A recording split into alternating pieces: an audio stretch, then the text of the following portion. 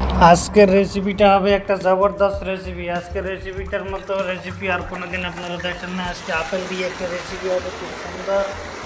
আজকে আপনাদের দেখাবো আপেল দিয়ে কিভাবে মোমোস বানাইতে হয়। সবাই ভিডিওটা দেখবেন এবং বেশি বেশি লাইক কমেন্ট শেয়ার করবেন, চ্যানেলটা সাবস্ক্রাইব করে দেবেন। নতুন যারা আছেন তারা সাবস্ক্রাইব করে দিয়ে বেল আইকনটা প্রেস করে দিবেন।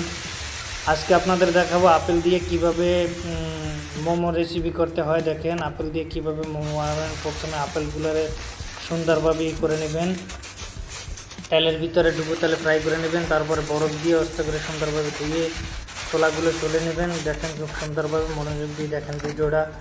আশা করি আপনাদের সবার ভালো লাগবে ভিডিওটা। দেখেন আপেলগুলো প্রথমে সব বাছাই করে নেওয়া হইতেছে, পরিষ্কার করে একদম পরিষ্কার মতো। দেখেন এরভাবে আপনারা এরকমের সুন্দরভাবে একদম ফ্রেশভাবে পরিষ্কার করে নেবেন। তারপরে এই আপেল দিয়ে সুন্দরভাবে রেসিপি বানাবেন। দেখেন এরকমের করে ধুয়ে নেবেন, পরিষ্কার করে নেবেন।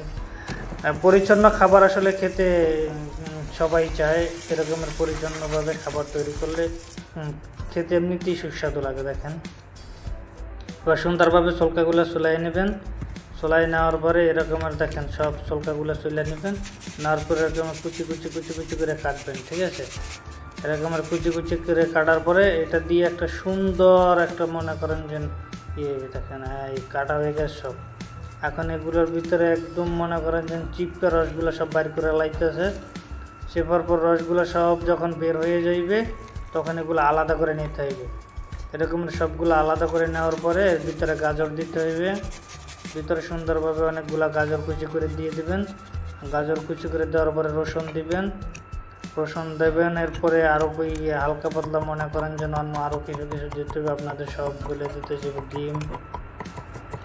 ডিমগুলো দেওয়ার পরে মনে করেন যে 4-5টা ডিম দেবেন, বেশি দেবেন না, 4-5টা ডিম দেবেন। দেওয়ার পরে কিছু আবার মনে করেন যে এই পেঁয়াজের যেইগুলো আছে না, পেঁয়াজের হাই যেগুলো আছে এগুলো দেবেন কিছুটা। আপনি পেঁয়াজ ব্যবহার করবেন না। তারপরে তেলের ভিতর দিয়ে এগুলো ফ্রাই করবেন, ডিম সহকারে তেলের ভিতর দিয়ে এগুলো ফ্রাই করবেন। দেখবেন তারপরে কী ধরনের একটা চমৎকার একটা অসাধারণ সুস্বাদু খাবার হইবে, যা আপনারা জীবনে কল্পনাই করতে পারেন না। এত সুন্দর একটা খাবার হইবে। দেখেন সবাই মনোযোগ দিয়ে। নিত্য নতুন ভিডিও পেতে অবশ্যই আমার চ্যানেলে সাবস্ক্রাইব করবেন।